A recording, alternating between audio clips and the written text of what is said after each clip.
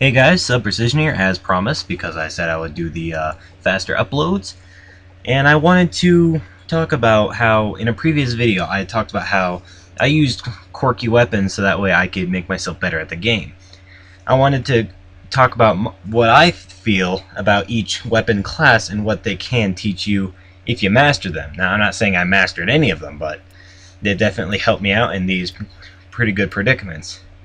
Well, most of them. I'd say the assault rifle probably didn't do much just because it seems like a counterweight, like it has pretty much average everything. But, so yeah, I'll start out with the SMGs. SMGs, because of their high mobility and high fire rate and stuff like that, you learn how to rush really well. That, and you deal with recoil as well. That one's another good one. Is you deal with high recoil and high mobility, which leads to rushing, getting people in people's faces, and if you're in people's faces, it's kind of hard to miss. So that's a good one right there. And next, I wanted to say with the shotguns. Shotguns, because of their lack of range and low fire rate, you have to know your map knowledge to know where people go, where is not a good place for you to go, due to your short range and not being able to hit targets from very far at all. You have to know where to go and what flank routes to take, what main routes to take. You have to know where to be so that way you can get the edge on people. Light machine guns, on the other hand, have a lack of mobility and very short reloads. Now, because of these two hindrances, you have to be able to adapt to low mobility, and you have to be able to use your ammo conservatively, at least enough so that way you can get to a safe spot to reload. That, and it also teaches you when to reload. And next, I would say with the sniper rifles. Now, as I mentioned with sniper rifles, they help you be more accurate because you cannot shoot. You cannot shoot and actually hope to get the other guy unless they're really bad. But if you're dealing with a good player and you shoot and you miss, you're more than likely not going to get them because it takes so long to be able to pull up your next shot compared to what they can do with an assault rifle, SMG, shotgun, whatever. And then with pistols. Now, I'm talking before Black Ops 2 and Ghost because they're actually usable there. Pistols, like say Black Ops 1. Black Ops 1 is probably where they had the worst pistols.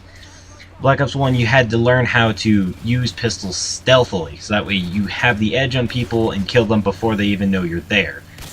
Now, sometimes you get lucky with a good trigger finger and good aim and be able to beat them to it if they're slower. But they're mainly meant for if you try to go pistol only, that is. I'm not talking as a sidearm or anything like that. I'm talking if you try to do these weapons individually. Now, pistols, they'll teach you stealth. And then even the launchers can teach you something. Launchers, like from launchers, I've learned how to you conserve ammo because launchers, you only have 1 to 2 bullets total and only one in the magazine with a really slow reload and bad mobility. So then you had to know when to use it per life if it was even worth taking the shot or not. Because there's a lot of times where you could waste on that one guy who passed by you and didn't see you, or you could wait and see if there's a crowd of people that you might be able to potentially kill with one shot. Now, knives, I liked doing knife only because they actually taught you quite a bit of things. I feel like they did what they taught you how to rush like SMG users do.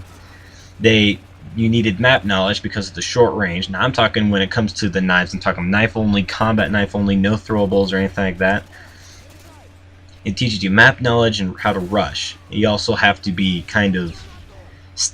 stealthy because with shotguns you have a lack of range and it's very difficult to get the edge on people with as extremely short range as knives have.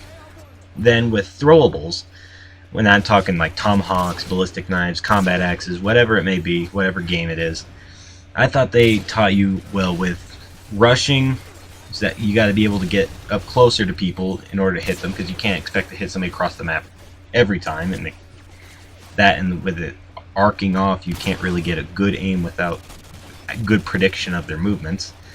You have to be very accurate because when you only have 1 to 2 of these, unless you can go pick them up or you can run over scavenger back, you only have a couple of them to use at a time.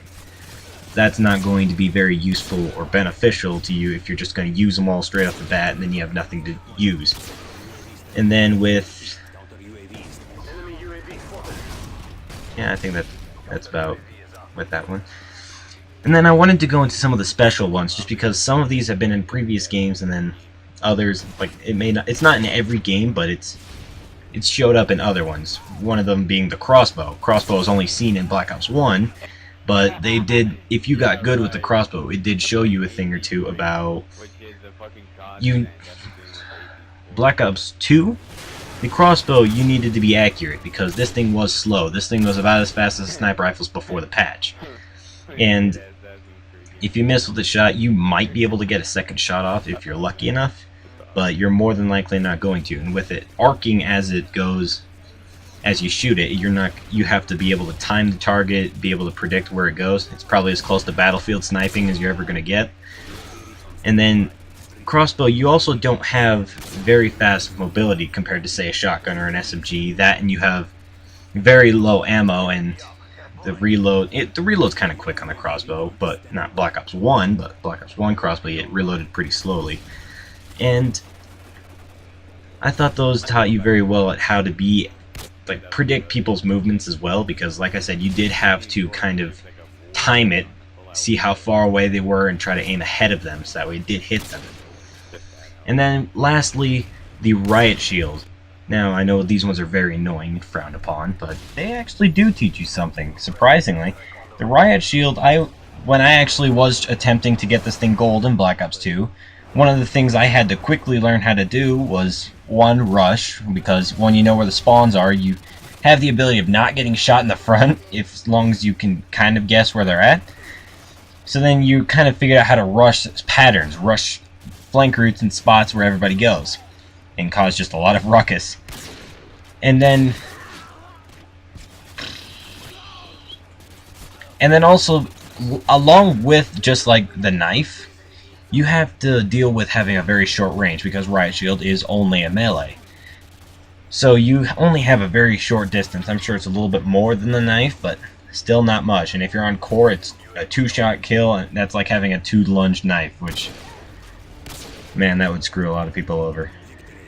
And along with that riot shield, with the map knowledge and the rushing, you had to deal with the lack of mobility, because people know the riot shield does not run very fast at all. So you had to compensate for this by really just getting to know where you're going on the map and trying to get there before your enemies do, like as they spawn or something, because there's no way you're beating them to it with just the riot shield. So it's probably best to assume that the riot shield's not the most practical ones, but it can give you some benefit. And I believe I just covered all the classes, so yeah, that's my opinion. That's what I think each of the classes do if you master them or even get good with them. I think they give you a little bit of something to think about, a little more knowledge. But other than that, I think that's the last thing when it comes to these weapons. I'll try to upload again tomorrow to make up for lost time.